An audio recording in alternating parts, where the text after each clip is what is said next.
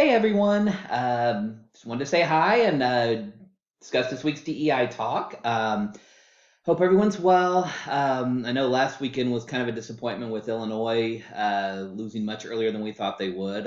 My other alma mater, Oklahoma State University, we lost in the second round as well. So, yeah, it was not the best weekend for basketball. So, I guess in my bracket and my pool is already busted. So, I'm definitely rooting for Illinois Chicago now because again, I want to support the in-state team. So hopefully they'll keep going and do the state proud. So yeah, but still kind of a disappointing end to U of I's season, but hopefully we'll be back even better next year. So want to continue today what we started last week. We started talking about gender biases in last week's discussion. We talked about two types. We talked about negative biases and benevolent biases. So again, if you want to just refresh with that, refer back to last week's video, and you can kind of get a refresher on those two. But I also wanted to introduce the other three kind of more common biases in regards to gender discrimination today. The first one is what we call agentic bias. The second one is self-limiting bias, and the third one is motherhood bias. So agentic bias is the first one, and it may not be a term you've ever heard before, but traditional gender stereotypes create what we call the Goldilocks dilemma. So, which means if you conform to these gender common communication stereotypes, you are seen as pleasant and likable, but not particularly forceful or competent. But if you violate them by behaving what we call agentically, which basically means with masculine traits, you will be seen as competent or cold, unpleasant, unlikable. So, and for a lot of women, it affects their careers. So, agentic biases on one side of this dilemma are highlighted if you imagine the likely reactions to you and a comparably situated man behaving the same way. So, for example, what you see is, oh, she's pussy, he's persuasive. She's bossy, he's a leader. She's a self-promoter, he knows his own self-worth. She's abrasive, he's incisive. She's harpy, he's tenacious. Again, a lot of different categories. We could go on and on and on, but again, agentic discriminate or biases is basically that belief that women should only conform to certain expected norms, whereas if they try to act more forceful, more direct, more aggressive, they're seen as being too masculine and they're not suited for the work. So again, a very strong form of bias that's still very, unfortunately, very prevalent in our society. So again, wanted to draw your attention to that one. The second one I want to talk about today is what we call self-limiting. So I'll take one well-documented phenomena. Did some research and I read that men typically apply for jobs when they meet approximately 60% of the job criteria. So that's an average. But women in the same surveys typically didn't apply for those jobs until they met between 90 and almost 100% of the criteria. So this kind of gendered behavior of this sort is probably because, as a study was saying, because women fear that unless they are fully qualified for a job, they are likely to fail at it, a fear that does not appear to affect men's behavior at all.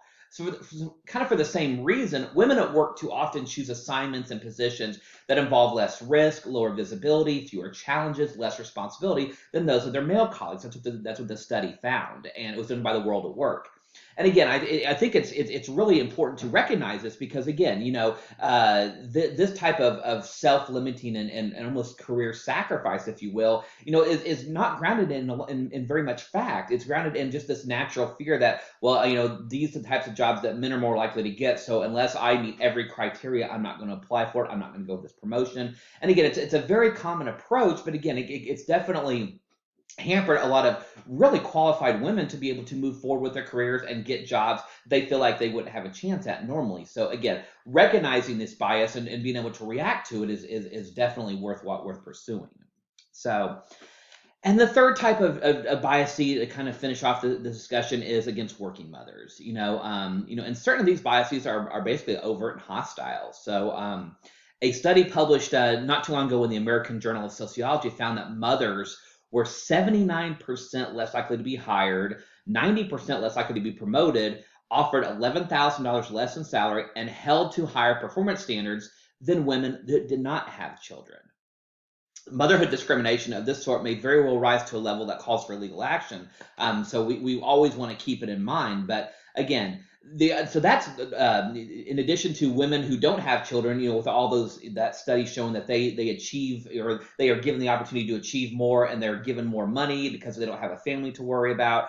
This kind of leads to what we were talking about also last week with that benevolent bias, where pregnant women or women with children may be excused from night meetings, not assigned to projects that require travel, encouraged to leave work early or come in late, held to lower performance standards, but this treatment's not benevolent. When women are taken out of the rough and tumble of the career advancement game, they don't have an opportunity to, quote, win the game, or that motherhood discrimination is holding them back. And again, we know that there is no evidence to show that being a mother, it affects your ability to do your job one way or the other. It is simply a life decision to have a family or not.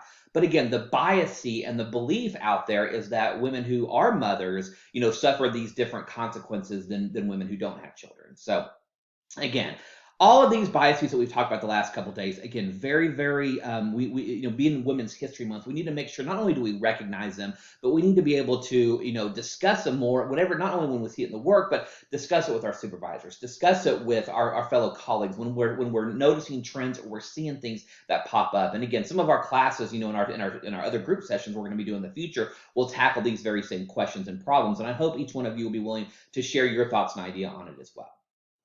So that's pretty much for the last 2 weeks. We've been talking about biases. Again, I do want I probably shouldn't do this, but I'm going to. Today being March 25th, today's my birthday, and I'm very, very excited. When I get off work, I'm going for a steak dinner and just enjoying myself tonight. So, as long as you've heard me a lot say this, I'm English. All my ancestors are from England, so I have a very strong English and British background, and I love reading about English history. One thing that I'm kind of proud of, and again, I'll share this with you. Did you know that today is what we call Lady Day? Maybe you've never heard about it. But you maybe heard about it from a different perspective. In the Western liturgical year, Lady Day is the traditional name in a lot of English-speaking countries of what we call the Feast of the Annunciation. So it basically is the commemoration of the Archangel Gabriel visiting the Virgin Mary to inform her that she'll be the mother of Jesus Christ, the Son of God. That's the Feast of the Assumption, also called Lady Day. But again, I don't want to get into any discussion on religion. Everybody's feel free to believe and celebrate it or not, whether or not you choose. But I think it's important because again, not only does this day commemorate that, a very important day in women's history, but again, being English myself, did you know that for most of a lot of English's history, about 600 years between 1155 and 1752, today, March 25th, was New Year's Day in England. It was known as Lady Day. It wasn't until the 1750s that the Gregorian calendar was adopted in Great Britain, and that made January then the first day of the year. But for almost 600 years, from about 1100 to about 1750, March 25th, called Lady Day, was the first day of the new year. This was the day when contracts were renewed. Tenant farmers and landowners would renegotiate their lands and titles. A lot of contracts were enforced on Lady Day. So again, being Lady Day, and my birthday a little bit, I figured this would be a great way kind of to end our discussion on Women's History Month. So again, it's been a great month discussion. I hope everybody's enjoyed it. I'll have a brand new topic for you next week. Everyone have a great weekend, and I will talk to you soon. Bye-bye.